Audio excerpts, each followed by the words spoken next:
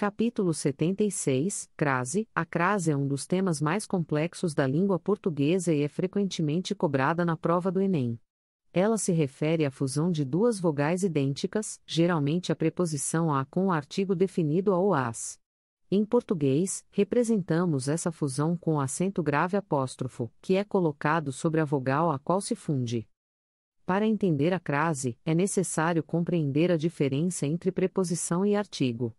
A preposição é uma palavra que estabelece uma relação entre dois ou mais termos da oração, enquanto o artigo é uma palavra que antecede o substantivo para determiná-lo de forma precisa ou vaga.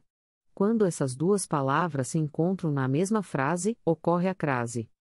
Por exemplo, na frase vou à praia, temos a preposição a indicando direção e o artigo a determinando o substantivo praia. Nesse caso, ocorre a fusão das duas palavras, resultando em a.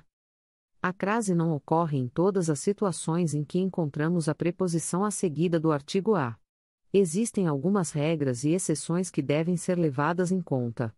Uma maneira útil de verificar se a crase é necessária é substituir a palavra feminina por uma masculina. Se o a se transformar em ao, a crase é necessária. Por exemplo, em vou à praia, se substituirmos praia por mar, a frase se torna vou ao mar, confirmando a necessidade da crase.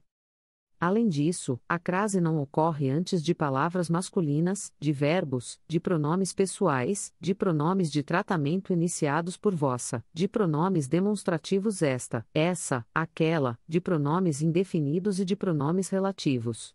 Por exemplo, em me referir a essa situação, não ocorre a crase porque essa é um pronome demonstrativo. Existem algumas situações em que a crase é facultativa, ou seja, pode ou não ser usada. Isso ocorre, por exemplo, antes de possessivos femininos, como em dei um presente a, minha mãe.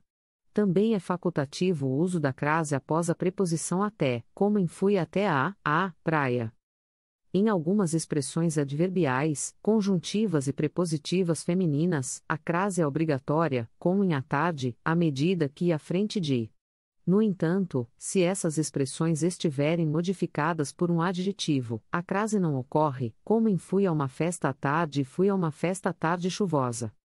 É importante lembrar que a crase é um fenômeno fonético e não gramatical, o que significa que ela ocorre na fala e não na escrita. No entanto, para fins de norma culta e de provas como o Enem, é fundamental conhecer as regras e exceções da crase. Estudar a crase pode parecer desafiador, mas com prática e dedicação, é possível dominar esse tema. Uma boa estratégia é fazer muitos exercícios e revisar o conteúdo frequentemente. Lembre-se de que entender a crase não só ajudará você a se sair bem no Enem, mas também aprimorará suas habilidades de escrita e compreensão da língua portuguesa.